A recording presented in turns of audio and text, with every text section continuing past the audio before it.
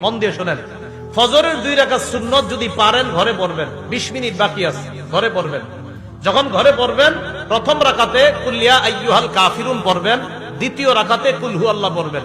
বলেন আপনারা, উলামারা ছাড়া অন্যরা বলেন, ফজরের সুন্নতের প্রথম রাকাতে কোন সূরা? আইয়ুহাল কাফিরুন, দ্বিতীয় রাকাতে কুল হুয়াল্লাহু আহাদ, এটা পড়লেন। আর যদি পারেন মাঝে মাঝে, যদি পারেন, আলেমদের তো মুখস্থ আছে, আপনারা যারা সাধারণ আছেন যদি পারেন মাঝে মাঝে প্রথম রাকাতে সূরা বাকারার 136 নাম্বার ছোট্ট একটা আয়াত মুখস্থ করে নেবেন, দ্বিতীয় রাকাতে সূরা আলী ইমরানের 64 নাম্বার আয়াত মুসলিম শরীফের বর্ণনা আছে। প্রথম রাকাতে সূরা বাকারার 136, দ্বিতীয় রাকাতে সূরা আলী ইমরানের 64 নাম্বার আয়াত ফজরের সুন্নতের প্রথম এবং দ্বিতীয় রাকাতে পড়বেন। আর বেশিরভাগ সময় প্রথম রাকাতে কুল ইয়া আইয়ুহাল কাফিরুন, দ্বিতীয় রাকাতে কুল হুয়াল্লাহ। নবীজি মসজিদে আসছে, আসার পর দেখে এক ব্যক্তি সুন্নত পড়তেছে, ওই ব্যক্তির কেরাতের আওয়াজ হালকা নবীজির কানে আসছে। নবীজি শুনতে পাইল ওই ব্যক্তি প্রথম রাকাতে পড়তেছে কুল ইয়া আইয়ুহাল কাফিরুন। আল্লাহ নবী বললেন হাদা আবদুন আরাফা রাব্বা। আল্লাহ নবী যখন শুনলেন এই ব্যক্তি ফজরের সুন্নতের প্রথম রাকাতে কুল ইয়া আইয়ুহাল কাফিরুন পড়লেন, নবীজি বললেন এই ব্যক্তি এমন এক বান্দা যে ব্যক্তি তার রবকে চিনতে পেরেছে, যে ব্যক্তি তার রবকে চিনেছে। তো নবীজি দাঁড়ায় রয়েছে। এবার ওই লোকটা দ্বিতীয় রাকাতে বললেন কুল হুয়াল্লাহু আহাদ।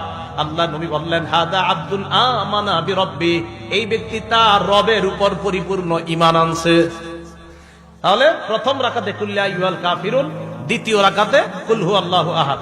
এবার ফজরের সুন্নত পড়লেন, পড়ার পর আপনি বাসায় বসে আছেন, তাকায় দেখেন ঘড়ির মধ্যে এখনো 15 মিনিট বাকি।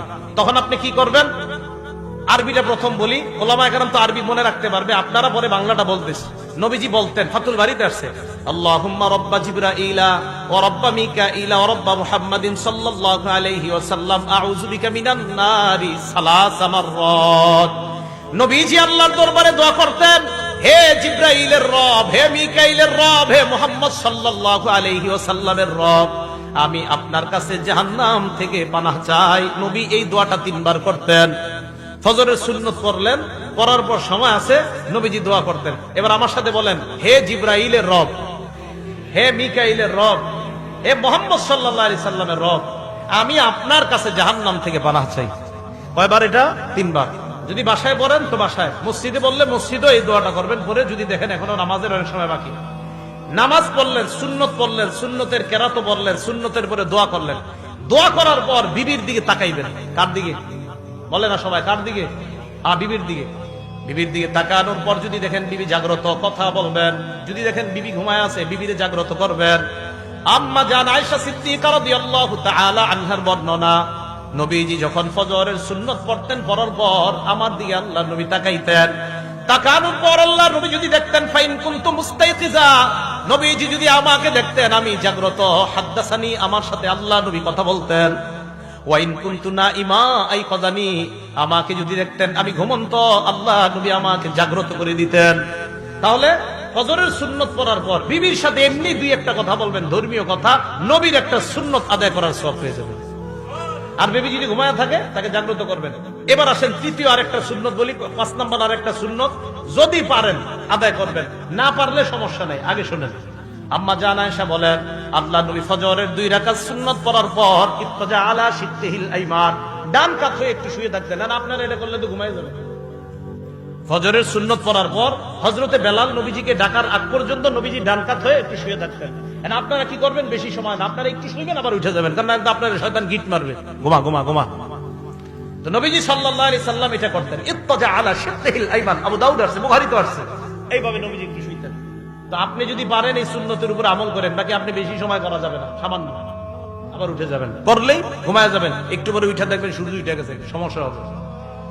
আল্লাহ পাক রব্বুল আলামিন তো ফজরের নামাজের আগের যে সুন্নত, এই সুন্নত গুরুত্ব সহকারে আদায় করে এরপর ফজরের নামাজে আমরা উপস্থিত হব। এই হলো ফজরের নামাজের ব্যাপারে মোটামুটি আলোচনা। তো বলতেছিলাম 5 ওয়াক্ত নামাজ ধারাবাহিকভাবে আদায় করা।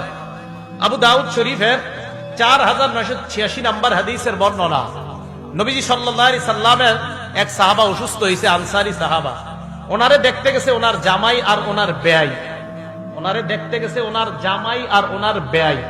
জামাইর নাম আব্দুল্লাহ রাহমাতুল্লাহি আলাইহি। উনি বলেন, ইনতালাকতু আবি ওয়া আনা ইলা সিহরিন লানা মিনাল আনসার, আমি আর আমার আব্বা আমার আনসারি শ্বশুর বাড়িতে গেলাম, নাউদুহু অসুস্থ শ্বশুরকে দেখতে গেলাম। যাওয়ার পর আমরা তার সামনে বসা, হাদারতিস সালাহ নামাজের সময় হয়ে যায়।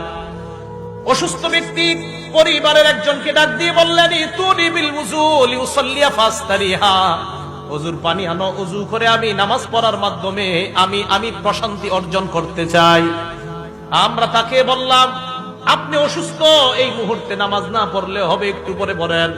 সাহাবা জবাব দিলেন, না না, নামাজ পড়ার মাধ্যমে আমি প্রশান্তি অর্জন করতে চাই। সামিআতু রাসূলুল্লাহ সাল্লাল্লাহু আলাইহি ওয়াসাল্লাম ইয়াকুল, আমি আল্লাহ নবীকে বলতে শুনলাম, নবীজি হযরত বেলালকে বলছে, বেলাল কুম ফাকিম ফারিহনা বিসসালাহ, বেলাল তুমি দাঁড়াও, ইকামত দাও, নামাজের ব্যবস্থা করো, নামাজের মাধ্যমে আমাদেরকে প্রশান্তি হওয়ার ব্যবস্থা করে দাও। তাহলে মুসলমান নামাজ পড়বে, কারণ নামাজ প্রশান্তির কারণ। গাছে গাছে লিখে দিবেন নামাজ প্রশান্তির কারণ। কারণ একদল লোক বের হয়েছে যারা টেলিভিশনে, ইউটিউবের মধ্যেও বিভিন্ন খানকা থেকে অ্যাডভারেজ দেয়। আপনি হতাশায় ভুগছেন, আমাদের খানকায় আসেন, 15 দিন থাকেন, 1 মাস থাকেন, ভালো হয়ে যাবেন। আপনারা গাছে গাছে লিখবেন, হতাশায় ভুগছেন, মসজিদে আসেন, হতাশা দূর হয়ে যাবে। নবীজি সাল্লাল্লাহু আলাইহি ওয়াসাল্লাম বলছে, ফারিহনা বিসসালাহ, নামাজের মাধ্যমেই প্রশান্তি।